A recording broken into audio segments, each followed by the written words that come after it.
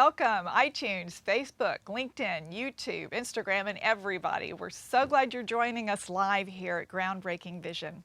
I'm Harriet Kelly Gibby, and I'm your host of Groundbreaking Vision.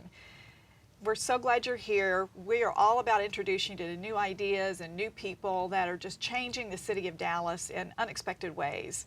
Some of the people I'll introduce you to are new, and some of the people are people you're familiar with. But all of these people have a groundbreaking vision for their business and the city of Dallas. All of these people are transforming our lives in ways expectedly and unexpectedly. They're changing our health, our wellness, our homes, our success, our beauty, our grace, our compassion. And I'm so excited to be talking today about Dallas development.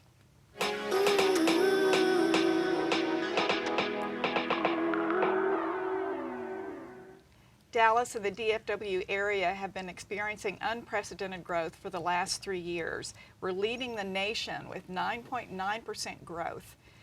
And it's going on for so long that we really wanted to find out. The team here at Groundbreaking Vision wanted to understand what in the world is going on. So we went to the queen of Dallas dirt herself, Candy Evans, to find out what the scoop is.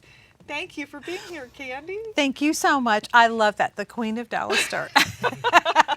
Well, it's so perfect for your blog and your posts. Absolutely. Candy's Dirt. My girlfriends and I shoot your posts Yes. back and forth to each other all the time. Oh, and I've got some good Appreciate scoop the coming up. Perfect.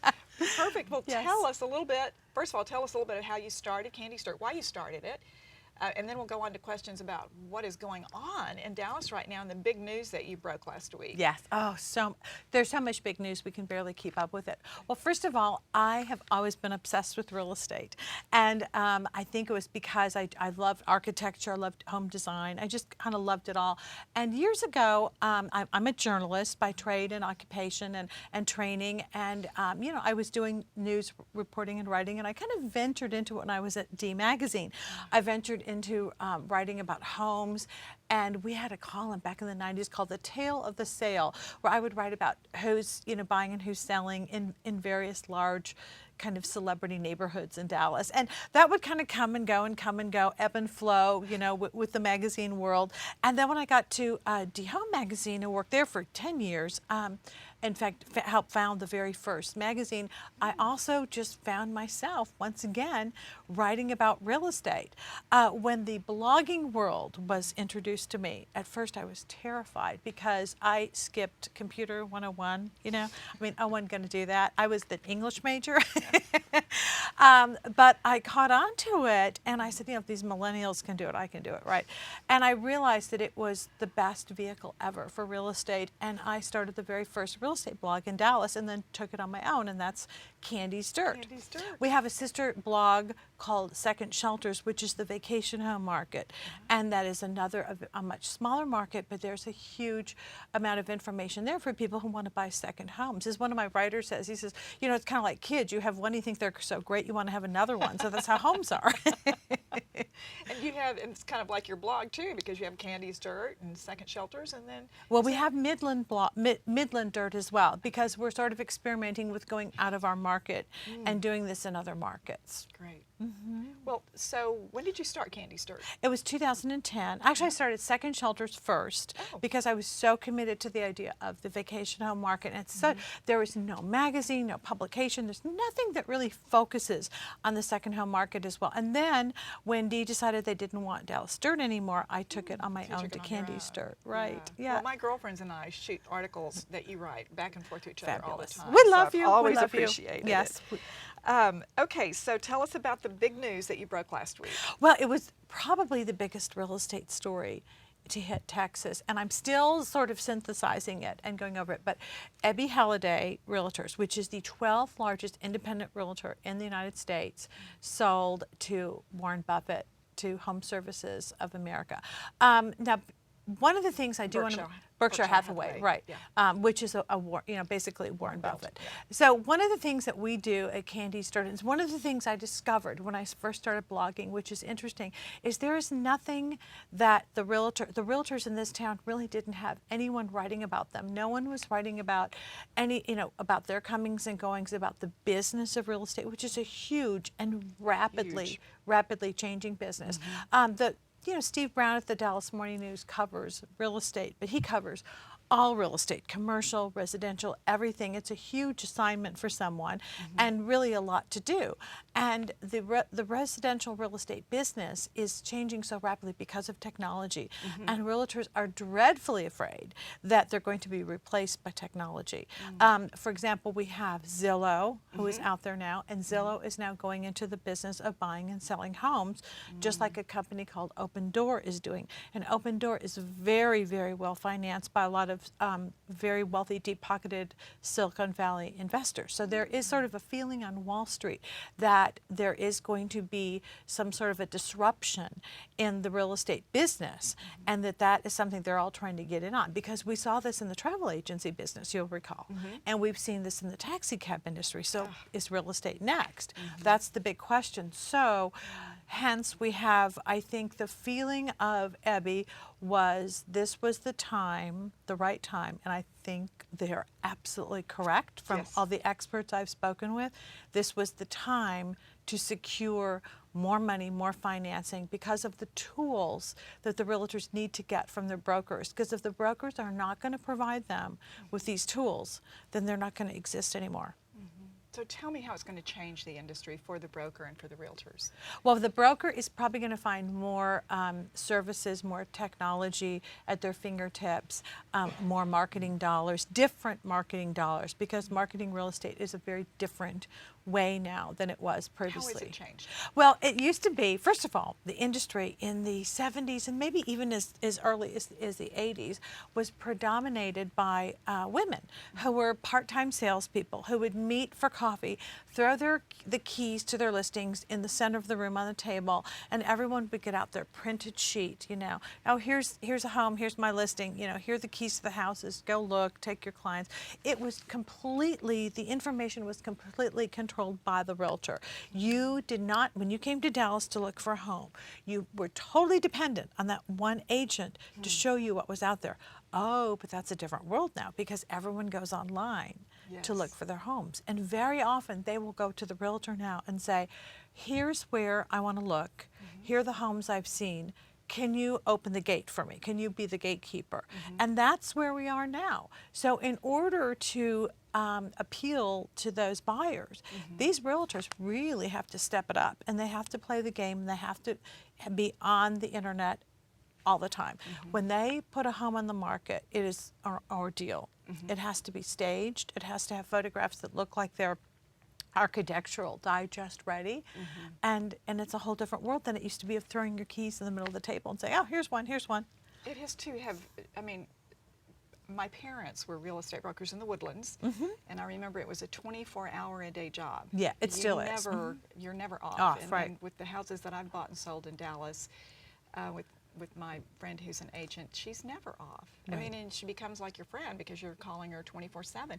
Has that changed? It's changed in that, only in that the realtors got smart to that and realized they could never, be out. So they created teams. And the teams then, you've got a partner. Yeah. It's just, like delivering a baby. You want to go out of town, you got to have someone else covering for you. So they created these teams, which then sort of became the brokerages. And that's where I say that now, the teams have almost replaced the brokerages, because a broker is also supposed to offer the real estate agent updated courses, information, what they call continuing real estate education, and also advice. They must be the most educated people, because I love the fact that real estate agents are always going to seminars, they're always updating their skills. To keep up their license. Yes, but it keeps you young. It keeps Exactly. your brain young, and it keeps you on the edge of what's going on in the market by always going out and getting your training. Yes. So that is wonderful. And that's what the broker was supposed to provide, but now they're getting that from the internet. So that's another force that is pushing down on them, and that's another reason why. And we have two brokerages in Dallas now that are basically with home services. Warren Buffett. It's Ali Beth Allman and Ebby Holiday, and so that's two, which is very interesting. And then, of course, we have Coldwell Banker here, and Coldwell Banker is with NRT, which is actually the largest real estate holder of real estate companies in the United States.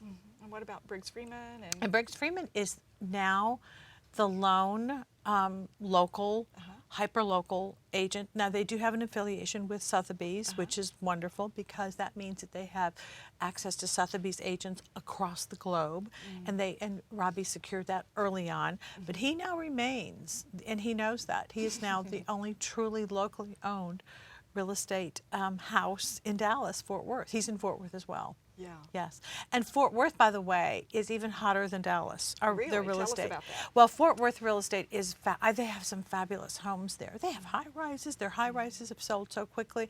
And all that new development out by the Trinity? By Trinity. And then Yeah. there's, on the outskirts of Fort Worth, there's a development called Walsh that is award-winning. It is a new development by Republic Property Corporation. They're the people that did Phillips Creek Ranch. And they also did another one up north whose name escapes me. I've only been there a million times. But what I love about Walsh is they went in, and the first thing they did in this development was focus on the internet and the technology. So they laid cable for the most rapid technology of any development in the United States first. That was, don't worry about water, don't worry about electricity. Let's worry about the internet first. And that's what they did. And it is just mind-boggling how wonderful it is. And the properties are going very well out there. We had the first resale, which means that they've matured now. And that they have many, many, many homes to go out there. So it's great. So we have so many exciting things in Fort Worth. We are starting to see prices stabilizing, or some say a softening of the market. After 3 years of unprecedented growth. After probably ever since 2000 and I think the downturn was 2009, 2000, in that area. So actually, it's been more like 7 years. And we are, as they said at Metro Study a couple of weeks ago, we are in the 7th inning of a challenging and rewarding housing market or cycle. But we do have to pay attention. Now is the time to pay attention, because you do run the risk of paying too much right now. Because the White House, the Dallas White House, which is at the corner of Straight Lane and Royal, sold, I think, also a week ago, and the home had been listed for a high of 19 million, and it sold for 9 million. So that is a big diff. Yes. Talk about, aspirational pricing. Yes. I said that the name of my book is going to be Aspirational Pricing: How to Sell Your Home in 10 Years. Very good. Are you working on it now? Oh, well, the notes are somewhere.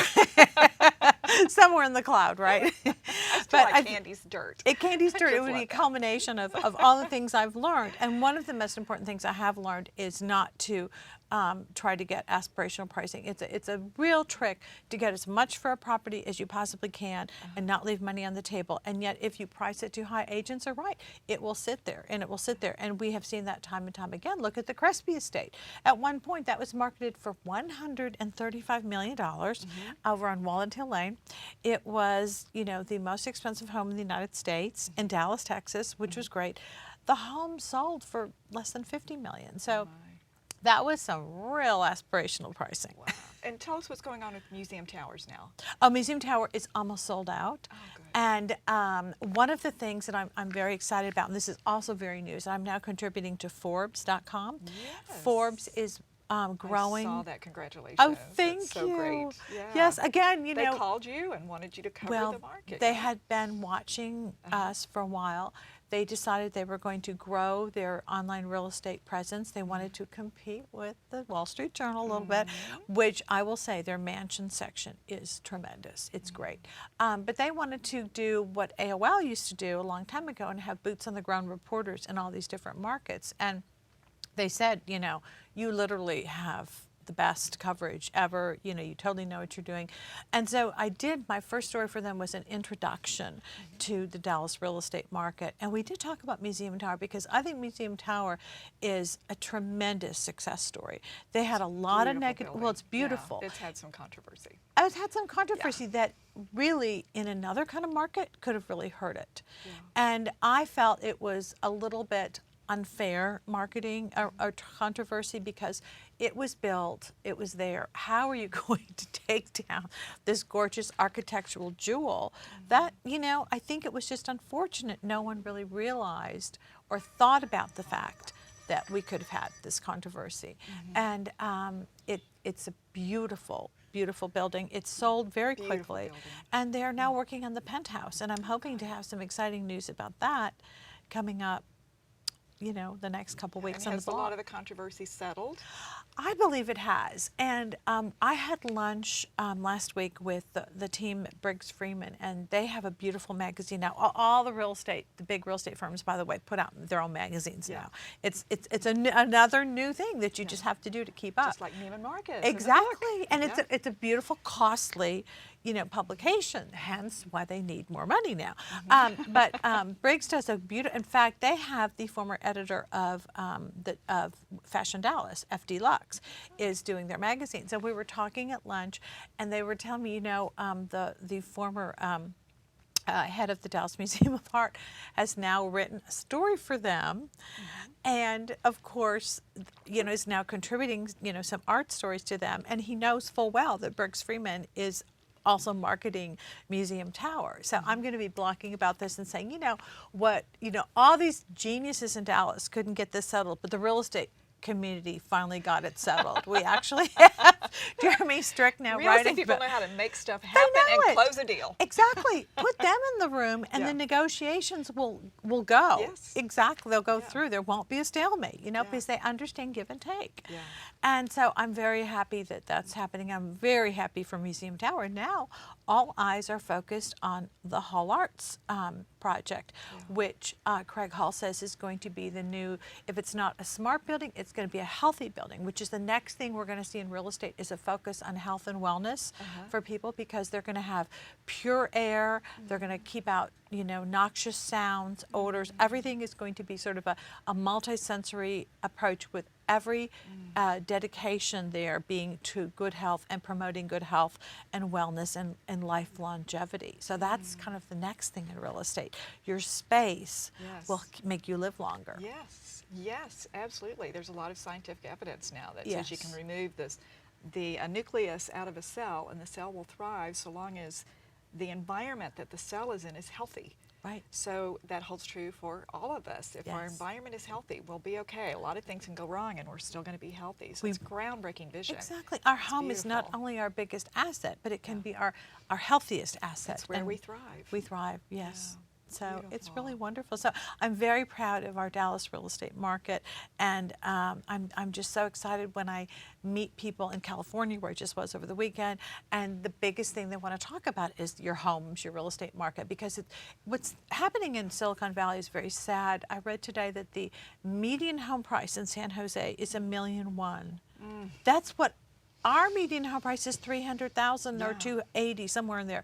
Think about that, $1.1 million versus 280,000, and that's because of the expense of the dirt and because of all the other expenses that got in there, and that's not healthy. That is not healthy for helping people find homes. Yeah, and a lot of those people are moving to Texas. They absolutely That's why are. we're growing at That's the why speed we're that growing. we are. Exactly. So we talk are. a little bit about all the development up north. Oh, it's tremendous. In fact, 35% of the jobs that we have developed, and that is what is driving our real estate market, by the way, is that we've added more than 100,000 jobs here. But 35% of those are in Fort Worth and Arlington. 65% are Dallas, Plano, and Irving. So we did hit a little bit of a low in 2015 during the energy crisis with jobs. But of course, we know that we have all the Capital One is here, Toyota is here. Amazon is looking at, they're looking everywhere. And I actually read now that they may be focusing on the Washington, D.C. area more than that. But I tell you, if Amazon comes here, we're going to see another spike in our pricing. explosion, Exactly. yeah. So maybe we don't want them here. I don't know. I mean, I don't want to ever say no to more jobs, but housing-wise. The Texas Workforce Commission is reporting 70,000 new jobs. We have almost zero unemployment here in Dallas-Fort Worth, and that's so great. Now, if you go up north, we have Homes for Everyone. We have a wonderful development up there called Mainview Homes, which is brand new homes, but they're all contemporary homes, mid-century modern, which is the hot thing right now. Everyone wants the Everyone mid-century mid-century modern. modern. Exactly. Yeah. Fort Worth, Arlington, of course, Westlake. Now, as far as going out to see your most luxury homes, I've always been in love with an area called Vaquero, which is truly gated, has a private golf club, one of the best golf clubs in the country. And we just did an auction up there of a former Texas Rangers home, Mark Teixeira. I always mispronounce his name, so apologize if I did. But we auctioned that home off. Well, we did. We helped promote the auction, and it sold that very first day. Beautiful home. That is where so many Texas Rangers live, and I had also written that the head of Toyota bought there temporarily. Now, right across from this beautiful, luxurious area where everyone has at least 3/4 of an acre, and you look up at night and think you're in the hill country, is another new development called Quail Hollow. And I first wrote about Quail Hollow last year when I went out there. We parked the truck in the middle of this, what is it, 2,000 acres or whatever of land, maybe not quite that much. There's nothing there. And I was out there last week, and there's, home starts going up, there's roads, there's they're starting to get their water and their sewer and all that is going on. So they're getting ready and they're selling. They've pre-sold some of these big, huge lots. And it's going to be another gorgeous luxury community. So we have a lot of beautiful luxury homes here. That market is the first one that we noticed, and we actually noticed it last year, that market was beginning to soften a little bit because there's just fewer people there. But, the hottest market in Dallas continues to be anything under 600,000. So from 300 to 600,000. The biggest challenge is finding something in the 200s. Yeah. So. Thank you so much. Oh, my This goodness. is great information, and we hope you'll come back and do like a Absolutely. regular show and tell us about what's going on and share the dirt with us. I'd love to. Thank would love you. to have you. And stay Thank you. tuned because I have a very cool home that's coming on the market that is just going to knock your socks off. You're going to want to buy it. Okay. Okay. I look forward to that. Thank you. Thank you, Candy. Thank you. Thank you for sharing your time with us at Groundbreaking Vision with Candy and Candy's Dirt. If you have a story that your business really wants to tell, let us help you do that. Thank you for watching. I'm Harriet Kelly Gibby. We love you.